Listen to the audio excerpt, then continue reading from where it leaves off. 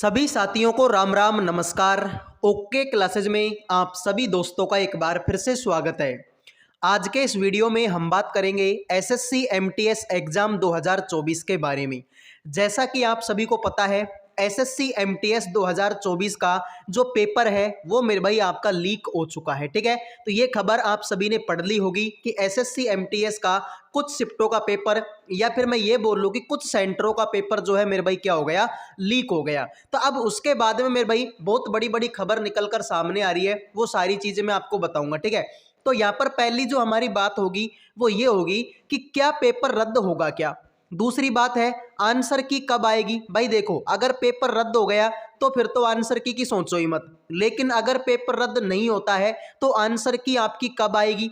अभी तक आंसर की क्यों नहीं आई, इसके बाद मेरे भाई कट ऑफ कितनी जाएगी, और मेरे भाई आपका जो रिजल्ट है वो कब तक आएगा, ये सब इन सब चीजों के बारे में हम बात करेंगे। ठीक है, तो मेरे भाई देखो, एक चीज तो मैं आपको बता दूं कि कुछ दिन पहले आपके आंसर की का जो लिंक है वो मेरे भाई आपका एक्टिवेट हो चुका था। ठीक है भाई, कुछ दिन पहले आंसर की का जो लिंक है वो मेरे भाई आपका एक्टिव हो गया था। लेकिन मेरे भाई जैसा कि मैंने आपको पहले बताया, जब भी आपका लिंक एक्टिव होता है तो उसके मेरे भाई 24 घंटे या 48 घंटे के अंदर अंदर जो है आपकी आंसर की आ जाती है। लेकिन मेरे भाई अब यहाँ पर इस लिंक को एक्टिव हुए लगभग 4 से 5 दिन का टाइम हो चुका है, लेकिन अभी भी एसएससी एमटीएस की आंसर की आपकी नहीं आई।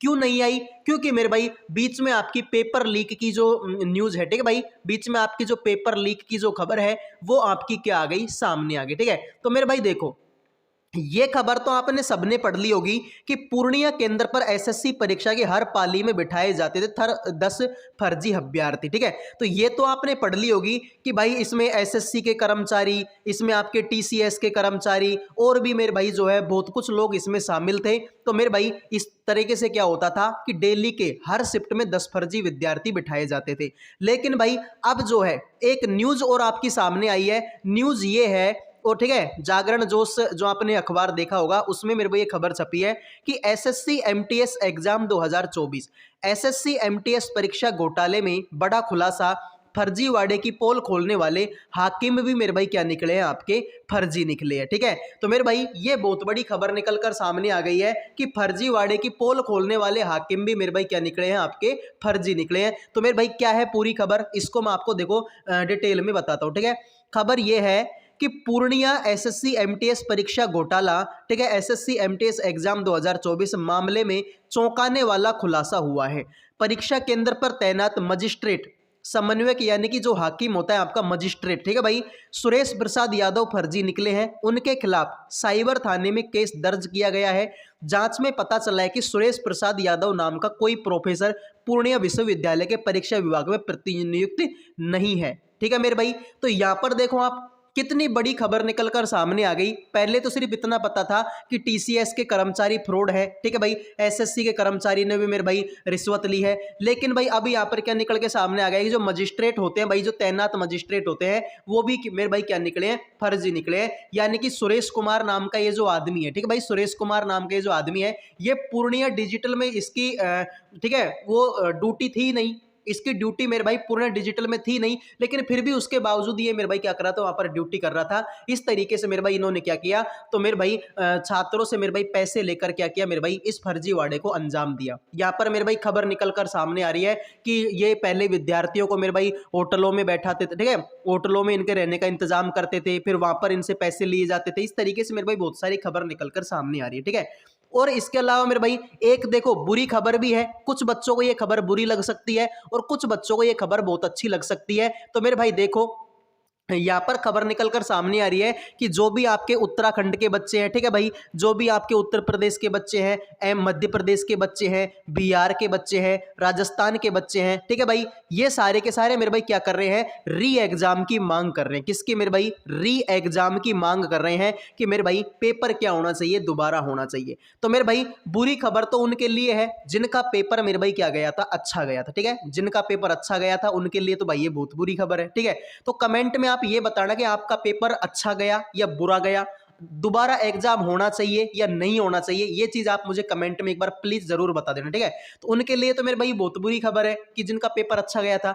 लेकिन मेरे भाई मैं आपको बता दूं कि देखो खबर बुरी हो या अच्छी हो, देखे एक तो मेरे भाई वो बच्चा होता है जो मेहनत करता है, एक वो बच्चा होता है जो मेरे भाई फर्जीवाड़े से क्या देता है, एग्जाम देता है। तो सीधी सी बात है भाई, तुम कितनी मेहनत कर लोगे, 150 नंबरों में से कितने नंबर लेके आ जाओगे, 140 नंबर ले आओगे, 145 नंबर लेके आ जाओगे। लेकिन वहीं अगर फर्जीवाड़े वाला बच्चा 153 नंबर लेके आ गया तो, क्योंकि मेरे भाई कभी कभार ऐसा होता है कि बिहार जैसे स्टेटों में, दिल्ली जैसे क्षेत्रों में मेरे भाई एमटीएस की कट ऑफ जो है मेरे भाई जनरल कैटेगरी की, जो 150 नंबर का पेपर होता है उसकी कट ऑफ मेरे भाई नॉर्मलाइजेशन होकर कितनी पहुंच जाती है, 153 के आसपास में वो कट ऑफ पहुंच जाती है।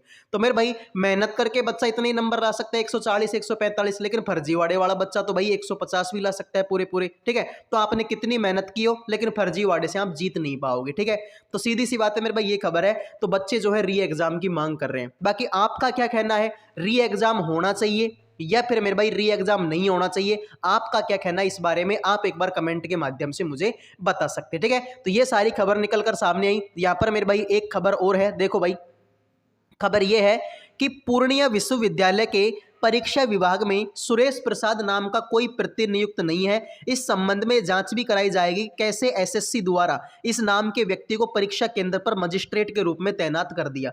जब मेरे भाई पूर्णिया विश्वविद्यालय में सुरेश प्रसाद नाम का कोई आदमी है ही नहीं, तो फिर इसको मेरे भाई वहां पर नियुक्त क्यों किया गया, और वो भी मेरे भाई किस पद पर, मजिस्ट्रेट के पद पर। यानी कि मेरे भाई पक्का पक्का ये मामला साबित हो गया कि टीसीएस भी फर्जी है, एसएससी भी मेरे भाई आपकी फर्जी है, और मेरे भाई आपके अब ये मजिस्ट्रेट वजिस्ट्रेट जो निकल के सामने आ रहे, ये भी मेरे भाई आपके क्या है, पूरे के पूरे फर्जी लोग हैं। ठीक है मेरे भाई, तो सुनने में तो ये भी आएगा, अब ये जो मामला है वो आपके सीबीआई के पास में पहुंच चुका है।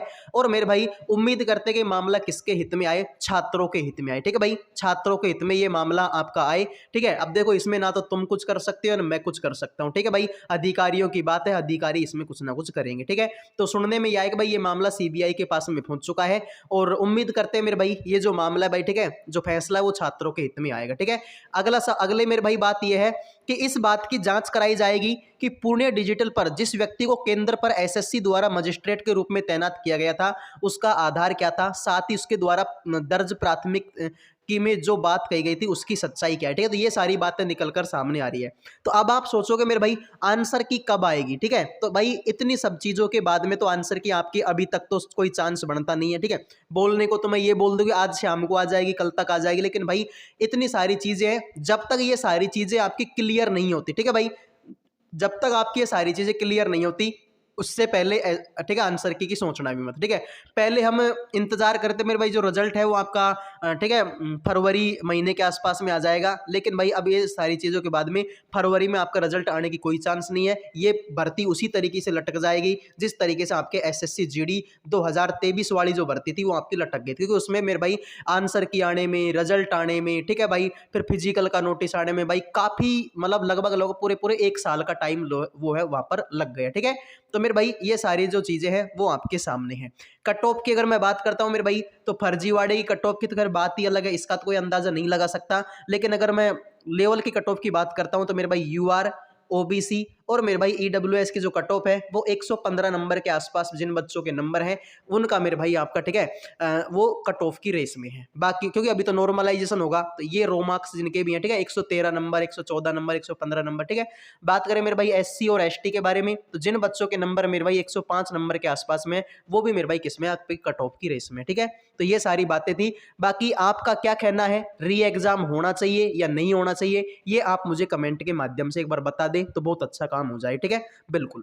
तो अगले वीडियो मिलेंगे, जानकारी पसंद आई है तो लाइक कर दो, चैनल को सब्सक्राइब कर लो भाई। ठीक है, जय हिंद, जय भारत।